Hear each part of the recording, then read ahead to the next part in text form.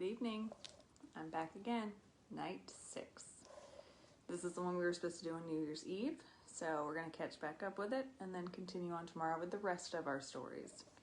This is the Valentine's Day Killer. Our story begins 1 year ago on Valentine's Day when a serial killer escaped his cell in the prison's psych ward. Liam Lander had been locked up for just 1 year before when he murdered as many of the women who'd rejected him as possible. 12 of the 20 he'd been after before he was captured by Chief Bobby Hickson. All of this occurred in the small town of Rensselaer Falls, New York.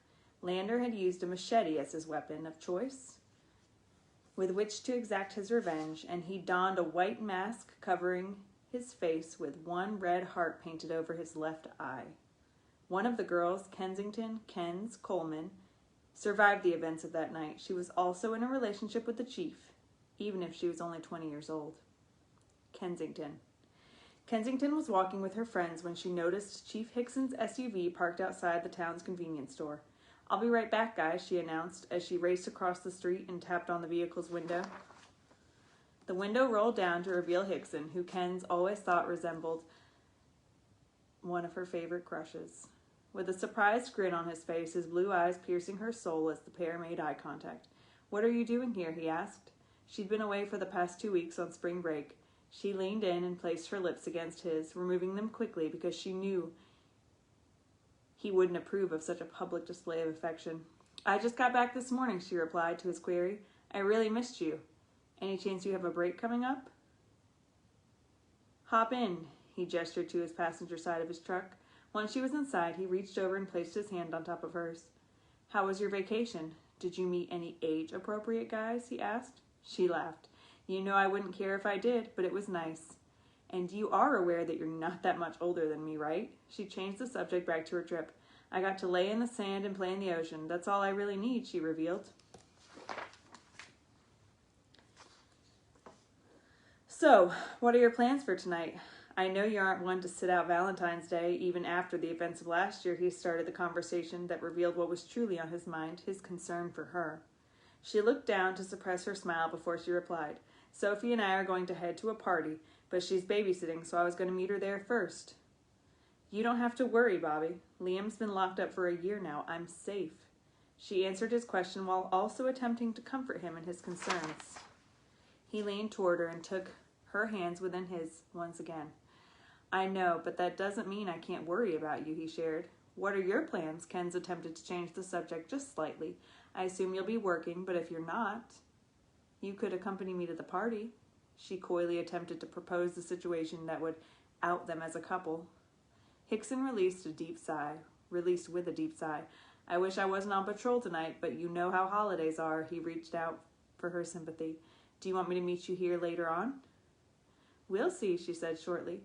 "I was planning to spend the night at Sophie, so let's play it by ear." She began to stand to get out of his car. "I should probably get back to them before they get suspicious about where I ran off to." Robert couldn't stop a soft chuckle from escaping his lips. "I'm pretty positive your friends know about us, but I understand." He leaned down to place a soft kiss on her forehead. "I hope to see you later." Kensington gave a simple nod as she got up out of his truck to get back with her friends and grab a few necessities before meeting Sophie where she was babysitting.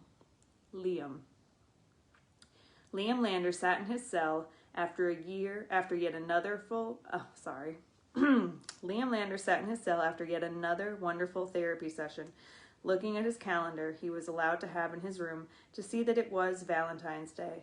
If he was going to complete his mission, it would have to happen that day, because it would be meaningless if he waited too long. Yes, he thought to himself, he had to make his escape that day. Liam was aware of where his doctor had stored his mask and weapons, so he merely needed to retrieve those and then get out of the prison.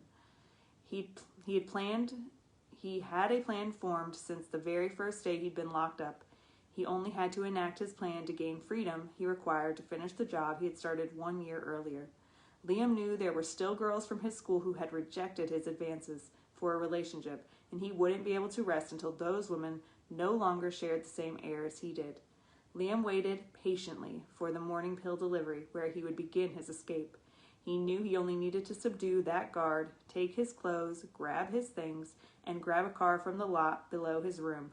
He laughed, realizing how much easier an escape would be than the people who created this prison would ever dare to admit. With a knock on the door, Liam put his escape plan in motion and vowed to be in his hometown of Rensselaer Falls by mid-afternoon. All right, that is the end of chapter 1. Will Kensington survive Valentine's Day? Will Liam be able to kill the other 8 girls he vowed to kill the year before? Find out by continuing the story. This one's also free, the ebook version on Amazon, so go ahead and grab it. The link is in this post. So, hope you enjoyed. Good night.